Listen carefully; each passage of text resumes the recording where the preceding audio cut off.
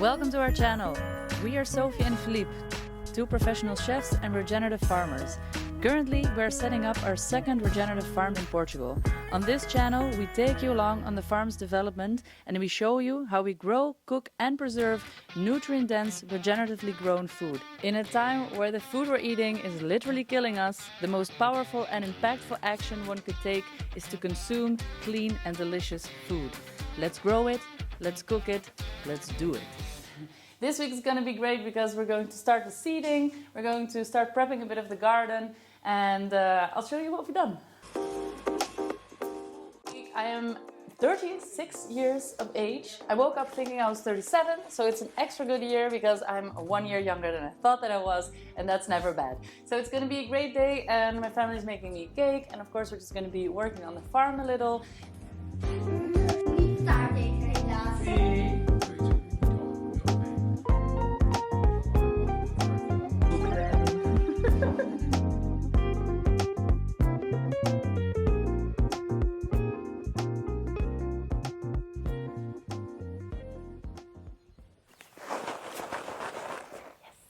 Let's open it up.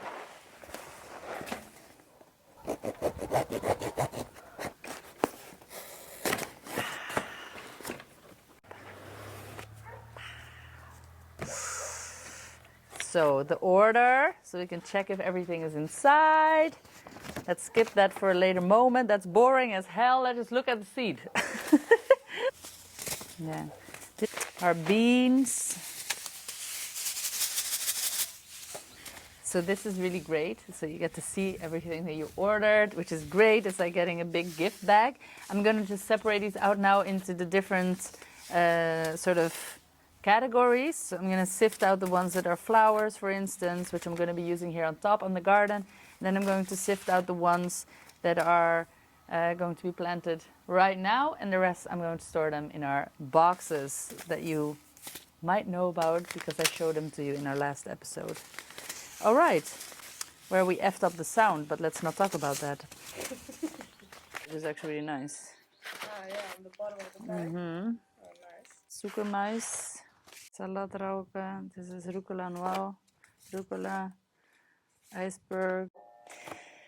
Great, everything's here. I've double checked the order to the bags. It's always a good thing to do because sometimes somebody forgets to pop something in there. But everything is here, and then the next step is of course to sift out the ones that we're going to be seeding directly because it's time to seed. And an easy way to do that is by going to that digital garden plan that you might have made by now. If you want to do that, check out one of our other videos that we've made on how we do that, and you can press filter on that column and then see exactly what you have to seed the first week of February. So that's what we did here. I have that little list sorted out. Onions, peppers,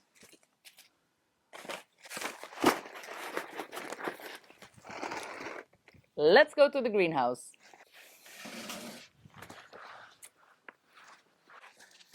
Got the new seeds. Ooh. You have the old ones? We're starting? Yes, here.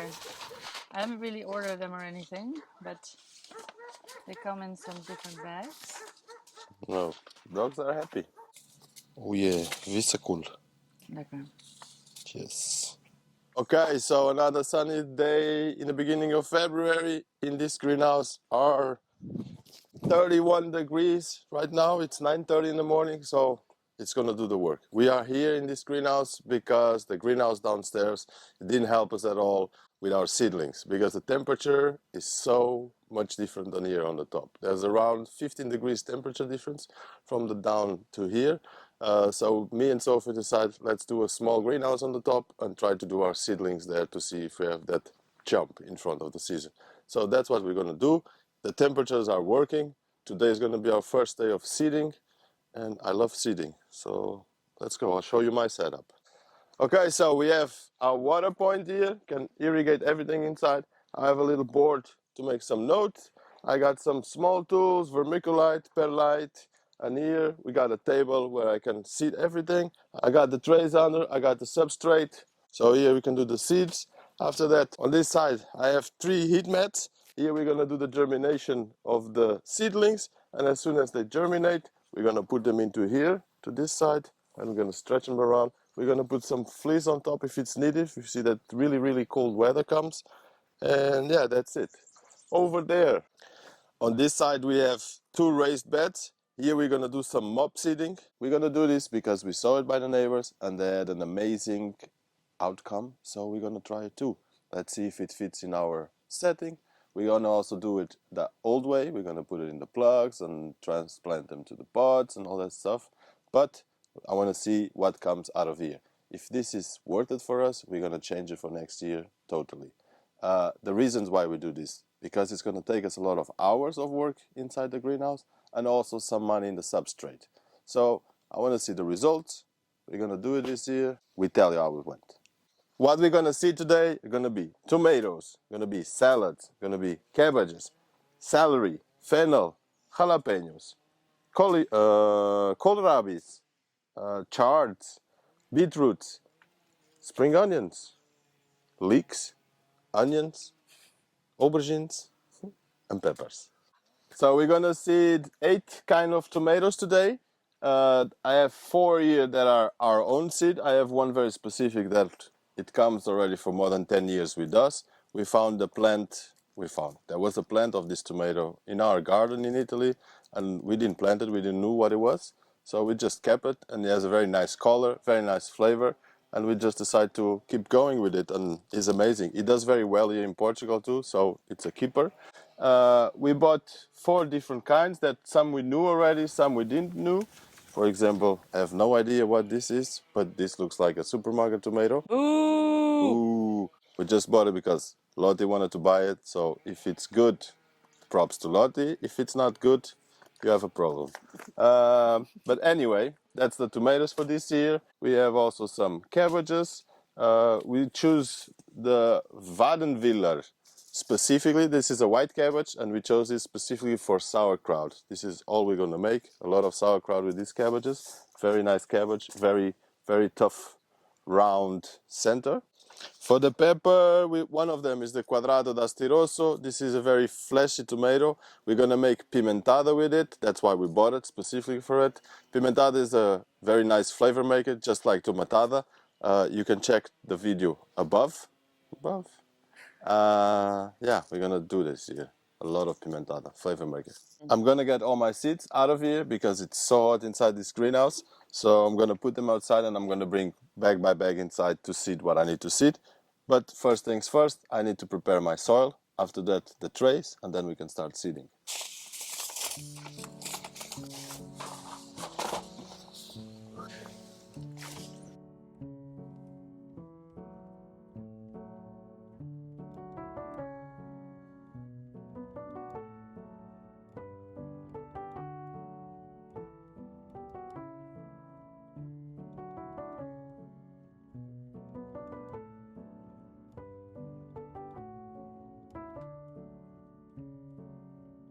Forgot a very important part on this table, the borders, the sides.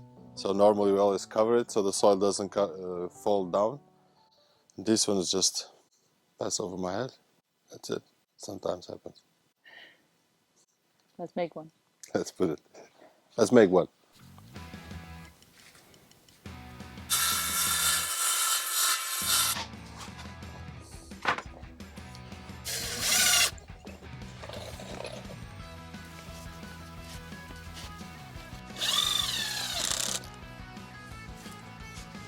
Maize balls.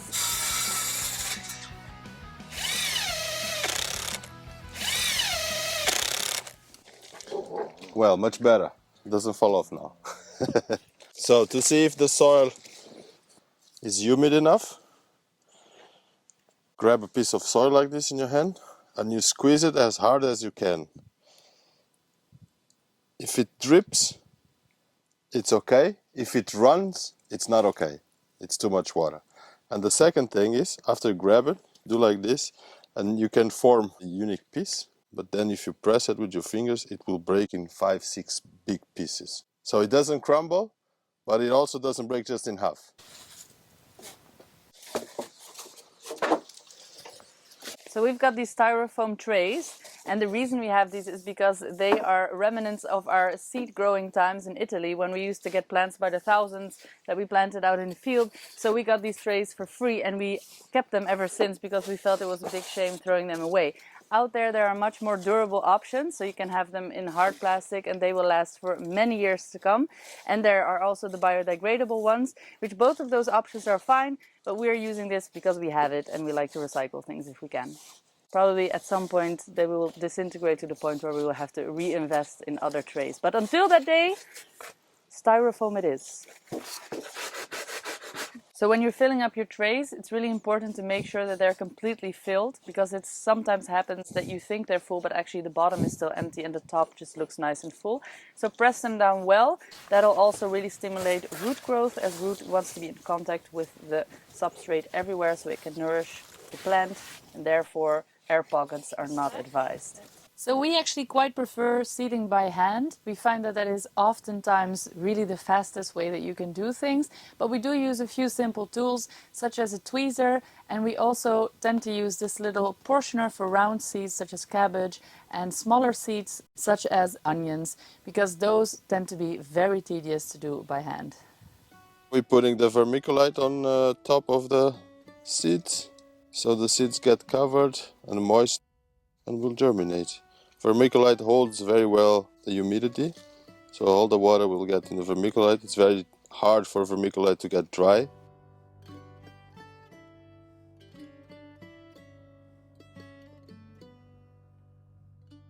So when you're seeding all your seedlings, there are a few things that are important to remember. You have different times of the year for different types of seed.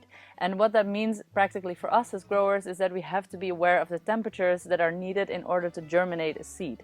Now you can roughly divide plants into cold germinators and hot germinators. Today we are doing both because salads actually don't need very high temperatures and they start germinating at 15 degrees, but we're also seeding some plants that only germinate at 20 degrees Celsius, such as for instance fennel, and also of course our peppers and our tomatoes love heat, so they also need higher temperatures to germinate. Now a good rule of thumb is that if you're managing to heat your greenhouse either naturally by the sun or maybe with any type of heating element to 20 degrees Celsius, you are basically golden. Now the way we mitigate for that in this tunnel, since this is not a heated tunnel and of course once the sun goes down you're also losing that heat, is by using these heat mats. These are really great because they ensure that even during the night the temperature stays stable and the seed can germinate. This little pepper is extremely spicy. It's delicious. It's called jindungo. It's a hot pepper. It's from Africa. My grandmother brought a seed from it when she came from Angola. And we have this plant in front of our little house in the village. I think that plant, I remember that plant being there already when I was really, really small. So it's always been there. Very, very hot. Then we just kept on going and we seeded all the seed that we needed to. I took it upon myself to take all the notes and to log all the seed that we were seeding. We always like to write down when we've seeded it, where it came from, the age of the seed and things like that to keep record, because that will help you determine what to grow next year. That's a little tip from us to you. So that's it for today. We took about 2 hours to fill up the trays. We took more or less another 45 minutes to finish up the table. That's it for today. Tomorrow there's more.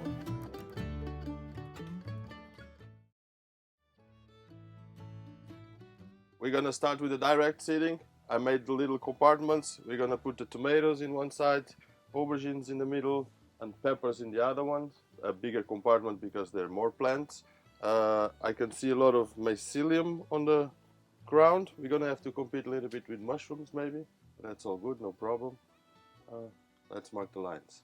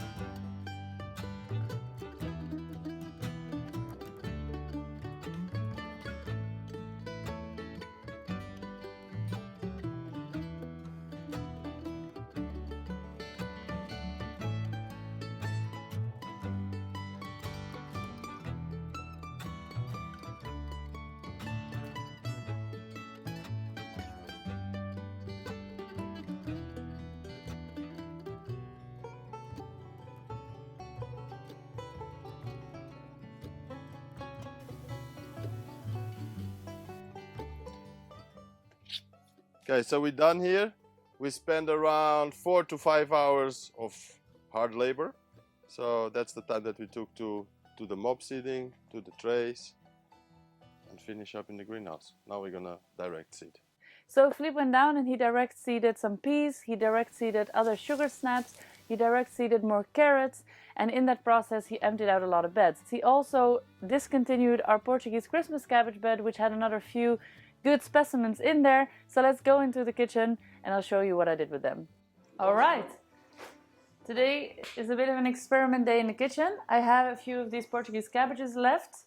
They've all been sold and eaten, and these are the last 3 ones that basically are still good for consumption. But Philippe was using the bed, so time to get them out. I actually really love sauerkraut and fermented stuff, so today I'm going to try to ferment some things. One of them being the stalks of this Portuguese cabbage. They're extremely sweet and crispy, so I think it will be awesome, but we will only know if we try. So let's do that. Got high hopes for this. I love making fermented food. I haven't had that much time to be doing it recently, so I'm trying to get back into the rhythm, and that is really what it is, because it's sort of like taking care of a pet, really. And I especially love it because when I was pregnant, I had a very strong craving for sauerkraut, and I would drink like sauerkraut juice and everything. It was extreme. So I think when your body really needs something, it craves it, and you should give in. Let's give this a good wash. Let's make 2 different flavors. I'm going to flavor one with some ginger, garlic, and a bit of our tomato flake powder that I have left. It's almost finished. We definitely have to make more of this coming year because we went through this very fast. And that's going to be sort of an Asian inspired, if you will, ferment. And then the other one, I'm going to keep it very plain, just salt, the stalks, some bay leaf, some cloves, and some water. That's it.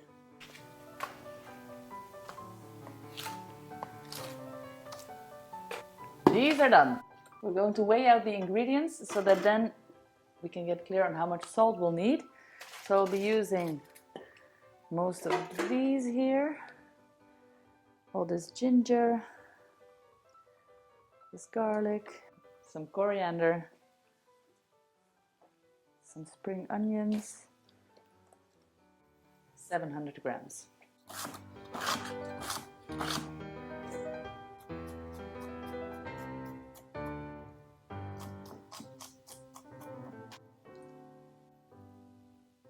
And then we're going to add some salt. Now I have this basil salt that we've made. I've got an episode up on that, and we've also made this wonderful powder, which we have an episode up as well. I'll link them below or maybe above. And we're going to weigh out 14 grams of salt, because basically what we need is 2% of the weight of your ingredients. Now we know that was 700 grams, so that comes to 14 grams of salt. All right, now that's all in. We're just going to mix that up really nicely.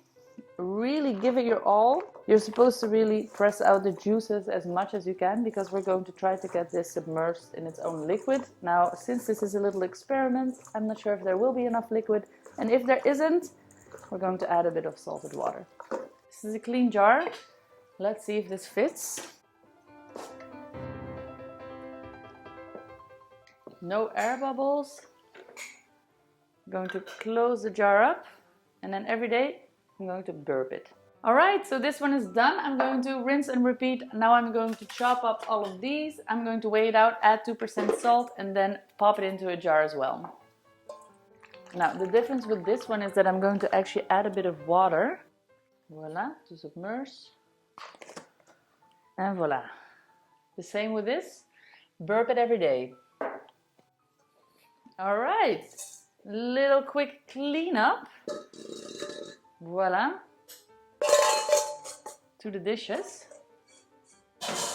Okay, and that concludes my little experiment. I have 2 jars here that hopefully will turn out amaze balls. Asian inspired, very plain, sort of like a normal sauerkraut. I'm going to burp these each day. You could also put a water lock on these, and I'm going to put them on tray so that if they bubble over, that's less of a mess. I'll let you know how this went.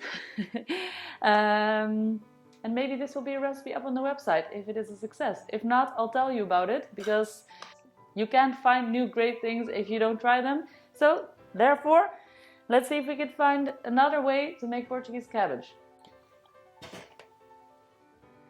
Now that I have all these Portuguese cabbage leaves left, I am going to make some lunch for the family and I'll show you how I do that. I also have a ton of eggs, so I know I want to get rid of these 2 ingredients, so let's see what I come up with. I'm going to make some Indian-inspired curry-like dish. We also had a few coriander plants that Philippe took out of one of the beds that he was cleaning that just sprouted somewhere. As you can tell, they have a big root on them, which is great if you want to make a curry paste. So I'm going to wash these off and then I'm going to blitz them into this quick curry paste that I'm making with some ginger, fresh garlic, and then I'm going to be using a bit of, I would probably use coconut oil if I had it. I don't have that today, so I'm going to be using some olive oil, which is a bit of a faux pas because I don't use olive oil in Indian cuisine, but hey, we're at home, we're improvising, and we have to make do with what we have at the moment. So that's what we're going to do. I'm going to wash these and then blitz it goes.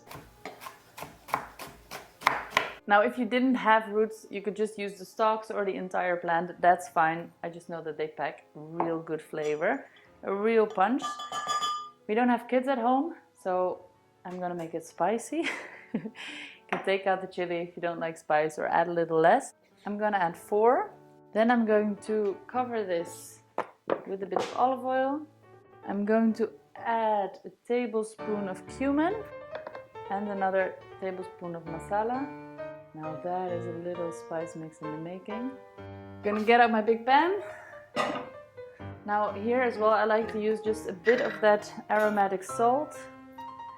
Using the coarse sea salt and a bit of the basil, why not?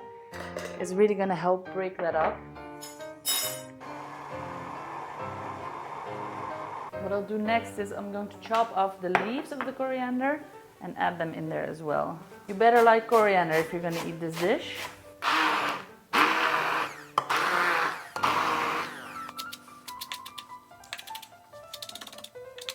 I'm not gonna lie, I'm a cook and I love to cook, but some of these days I just don't feel like it. But today is one of those nice experimental days and it's nice to try some new things. Of course, everybody has their favorites of what they love to eat a lot. But I also just really like the idea of making stuff with what you have, which is a really great skill. And I think as a home cook, you know, if you're at home and you want to surprise your family, it's nice to cook things that are created by others and make someone else's recipe really well. Of course, there's nothing wrong with that. I also do that. But there's also something really powerful about being able to create your own inventions that taste amazing and have your family say, "Ooh, this is really good. How did you make this?" And it being your own creative mind that made that dish, that created that dinner or lunch or whatever, breakfast. So one of the key things to remember is that there are a few techniques to make things taste good, and one of them is by really making a good sofrito. So starting off at the base of any stew or soup, for instance, it's good to think about that flavor layering and to really get a lot of browning in at the beginning of your process. So that's why this curry paste is going to come in handy, because that's going to release a lot of aromatics and we're going to really fry off that garlic and the ginger. Then we're adding all this greenery in. We're going to do that on a high heat as well, because when you burn cabbage, there's also sort of a, I'm saying burn, when you saute cabbage, there's also a Maillard effect that takes place, which makes it even sweeter. And then when we're going to bring this dish together, it's going to become this really delicious, flavorful, deep dish.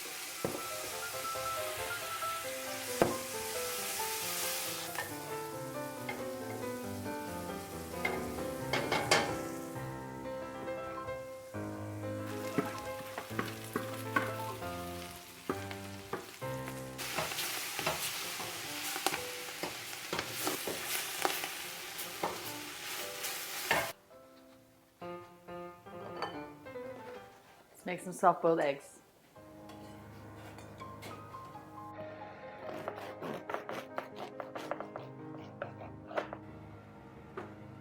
I'm going to taste it. Add a bit of almonds in the oven.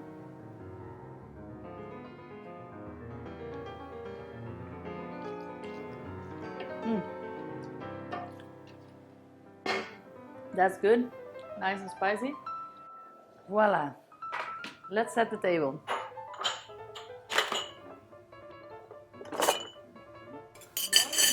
Water and butter.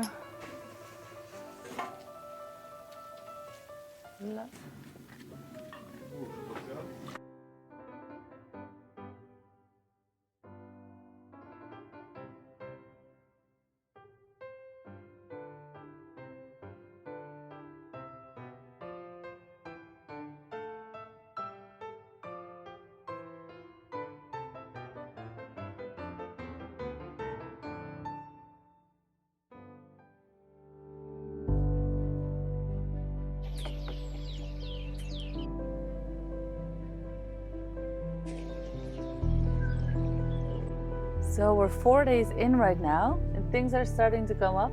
So most of the salads have germinated. Some of them haven't come up yet, but I think that's just because the layer of vermiculite is a little bit higher. And here we've got the palm cabbage, the celery didn't come up yet. The beetroots are coming up, the chard are coming up, the other beetroots are also coming up. We have loads of beets coming. Kohlrabi came up, so all the cabbages and salads came up. So we take care of our seedlings after we plant them by watering them twice a day. We make sure that we keep track of what the weather looks like. For instance, today is a bit of a gray day, so I might leave the heat mats on now, but normally we turn them off during the daytime because we have a lot of sun. So during the nighttime, the heat mats are most relevant. And the thing that is definitely important to remember is that they cannot dry out. So make sure that they're always nice and moist. You do that by just popping your finger in one of the trays every now and then. And our other advice would be is definitely don't forget to put your aubergines and your peppers in your seed trays. Seed them now. They really like heat to mature, so you want to make sure that your plant is at the ripening stage during the height of summer. And if you start off too late, you might miss that season and end up with a lot of green peppers. In the end, we planted onions, leeks, peppers, aubergines, and tomatoes. I'm gonna come here twice a day to see if the humidity on the soil is good. If it's not, I will water it. This compost is the same compost that we purchased a year ago, so it's the same thing that it's in the garden downstairs. And I'm expecting this to germinate between 10 to 14 days, but basically 2 weeks. All right, good luck if you're seeding at home. I hope that you enjoyed this episode and I hope that our little experiment in the kitchen will pay off. I'll let you know once I've written the recipe and I'll put the link below. If you like our content and you would like to see more of it, please hit that subscribe button and give us a thumbs up. It is very much appreciated.